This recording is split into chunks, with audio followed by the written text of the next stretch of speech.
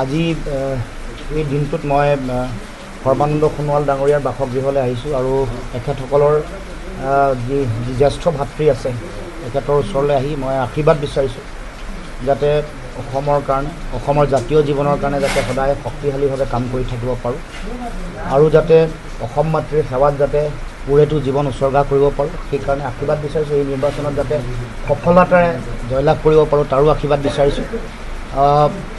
আমি সততে যি মূল্যবোধৰ ৰাজনীতিৰ কথা কৈ থাকোঁ, গুণগত ৰাজনীতিৰ পৰিৱেশৰ কথা আমি সদায় কৈ আহিছোঁ আৰু সেইকাৰণে আজি আমি সেই পৰিৱেশ পুনৰ প্ৰতিষ্ঠা কৰিবৰ কাৰণে বা তেনেকুৱা ধৰণৰ এটা আদৰ্শ অসমত সৃষ্টি কৰিবৰ কাৰণে মই আজি সৰ্বানন্দ সোণোৱাল ডাঙৰীয়াৰ বাসগৃহলৈ আহিছোঁ আৰু এই বাৰ্তা দিব খুজিছোঁ যে বিগত সময়ছোৱাত অসমত তেনেকুৱা ধৰণৰ শক্তিশালী এটা ৰাজনৈতিক সংস্কৃতি আছিল, গুণগত ৰাজনীতিৰ পৰিৱেশ, মূল্যবোধৰ ৰাজনীতিৰ পৰিৱেশ। এসময়ত আমগুৰিত যেতিয়া অসমৰ ৰাজনৈতিক ইতিহাসৰ দুগৰাকী শক্তিশালী প্ৰাৰ্থী বিমলা প্ৰসাদ চলিহা অসমৰ মুখ্যমন্ত্ৰী আৰু যেতিয়া খগেন বৰবৰুৱাৰ মাজত যেতিয়া ৰাজনৈতিক যুঁজ হৈছিল তেতিয়া বিমলা প্ৰসাদ চলিহাৰ খোলা জীপতে উঠি গৈ খগেন বৰবৰুৱাই একেখন জনসভা তেওঁ সম্বোধন কৰিছিল।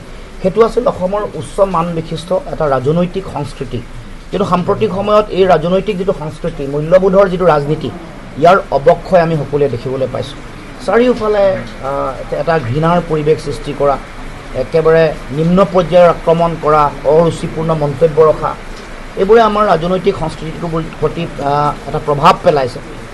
গতিকে আমি আশা ৰাখিছোঁ আগন্তুক দিনসমূহত এই এনেকুৱা ধৰণৰ পৰিৱেশ যাতে আহে, কাৰণ সুস্থ মূল্যবোধৰ ৰাজনীতি দেশৰ গণতন্ত্ৰ আৰু দেশৰ সংবিধানৰ কাৰণে খুবেই প্ৰয়োজন। দেশৰ যিটো গণতান্ত্ৰিক প্ৰমূল্য আছে, ঐতিহ্য আছে, ইয়াত আমি গুণগত ৰাজনীতিৰ সদায় পোষকতা কৰি আহিছোঁ। তাৰ লগে লগে মূল্যবোধৰ ৰাজনীতিয়ে দেশখনৰ যিটো গণতান্ত্ৰিক শক্তি, দেশৰ সংবিধানৰ যিটো শক্তিশালী স্বৰূপ, তাক সদায় শক্তিশালী ৰূপত প্ৰতিনিধিত্ব কৰি আহিছে। গতিকে মই আশা ৰাখিছোঁ আজিৰ দিনটোত সমগ্ৰ অসমবাসী ৰাইজলৈ এটা শক্তিশালী বাৰ্তা যাব। আমি সকলোৱে এটা মূল্যবোধৰ ৰাজনীতিৰ পৰিৱেশ, গুণগত ৰাজনীতিৰ পৰিৱেশ, সুস্থ এটা গণতান্ত্ৰিক বাতাবৰণ আমি সকলোৱে বিচাৰোঁ।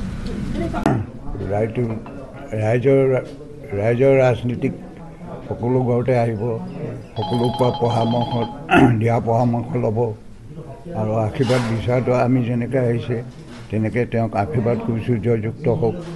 ৰাইজৰ মন কোনো কিনিব নোৱাৰে, যাৰ ভাগ্য তেওঁ ৰাজনীতিক যেনেকৈ আশা কৰিছে তেওঁ শুভ হওক। ইমান